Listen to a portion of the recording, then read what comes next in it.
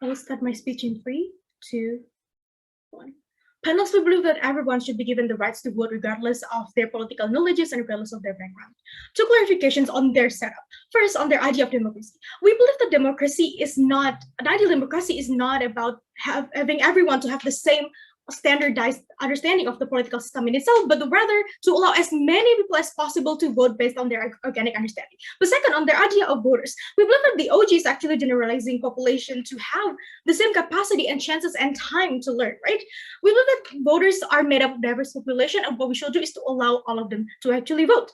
Two point of rebuttals coming to them, right? First, on their idea of how this is actually crucial for democracy's survival. We believe that this is not true because status quo is already enough. We believe that campaigns in localized area by simply presenting programs and doing dialogues are already enough, and it is more reachable, right? Especially for marginalized community who barely have the time and capacity to learn. And even if yes, this is harming the democracy survival, we believe the democracy survival will very bad on their side because now a lot of people who are not passing the test, we're not gonna be able to vote and have to wait for another 3 or 5 years to vote, which is problematic to say the least.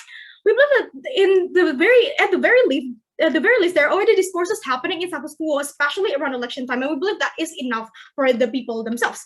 Second rebuttal on their idea of how it is not going to take away the rights of like some people, because these people are complicit in electing wrong candidates. We say no, because wrong candidates or right candidates is actually subjective, right? And it is like the very basic goal of democracy to allow people to be entitled to their views and to their biases. And we believe that that's not going to stand. And even if yes, these people are complicit in electing wrong candidates, we think it is still okay because with their proposal, there is no guarantee that the right candidate is going to run, right? Because again, the right candidate is subjective. In the status quo, there's already a safety net of like check and balance that comes in different forms, like discourses and like the system of government itself. Okay, our stance and goals are actually very simple. We want to stay in status quo and we want to allow as many people as possible to vote, even if it is not perfectly informed, right? We're going to prove to you why this proposal is not effective for those who are already well informed, and second, why it is actually harmful for marginalized communities, as they have already said. 3 point of arguments: one on the idea of urgency, second on the idea of morality, and third on the idea of efficacy. Okay, one on the idea of urgency. As we all know, as they've already said themselves, that democracy relies on participation, right? So like imagine in Indonesia, there are already like a huge number of golput, right? These people are golput for two things. One, because they're careless, they don't think that it's gonna impact their life that much. And second, because there are already a lot of people who are not privileged enough to take time off from their day job to even just come to TPS, etc.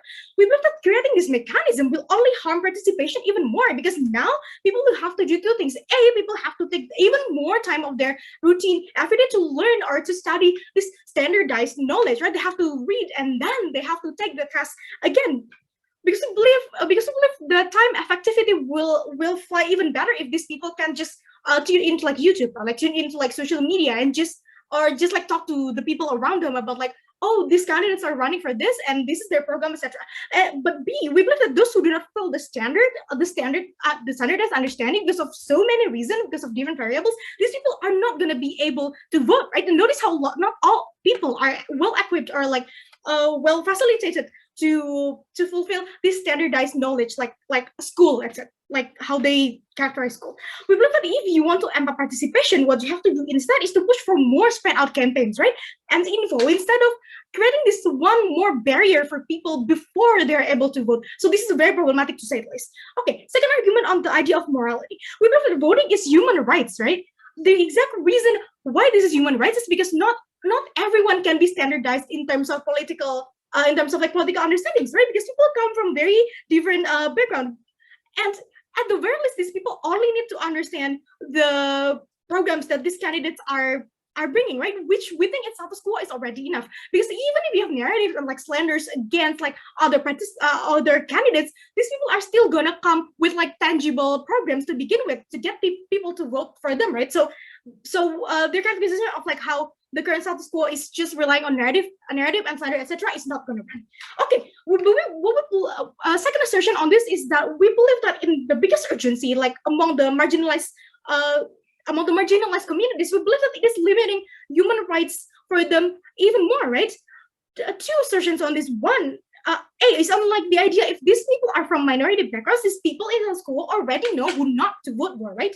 Because even if like you only rely on identity, for example, like the Black community will not vote for Trump because he is no racist, etc. We believe that this understanding is already enough inside the school. But B, if even if like these people, these marginalized people, a lot of them have like very difficult day job, right? That are very demanding. So we believe that they should prioritize this day job and just to take like a little time out to vote, right? Instead of them having to take like extra steps to first study the standardized test and second take the standardized test and then wait for the decisions of whether or not they are eligible to vote.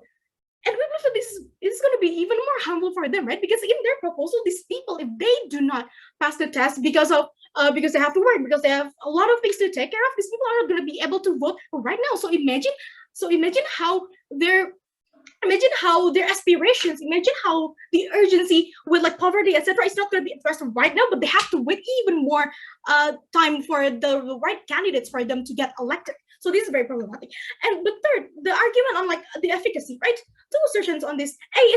Is that their mechanism doesn't automatically make people care or like aware enough to vote like correctly to begin with, right? As Ochi said, those with informed votings do not always vote for the right candidate, right? So the mechanism to push everyone to have proper understanding is not gonna effective to begin with. It's not gonna affect that much, right? So the standard on this is not effective. But we believe that if people care enough, that they will vote, right?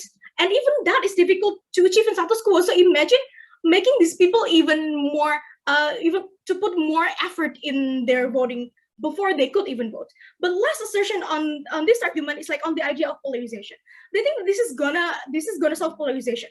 Their mechanism will not have any effect on this because of two things. One, polarization is not something to get rid of, right? It is an indication that the democracy system that we have right now is already catering to a lot of voices to be heard, right? A lot of like polarizing views and opinions to be catered to. But lastly, we believe that polarization happens because people are already understanding with those who have different leanings than them, right? But even with narratives in SOSMAP, we believe that it's impossible for candidates to run without tangible policy. So people are already aware enough of this in status quo, and we believe this does not have any significance. Very proud to oppose.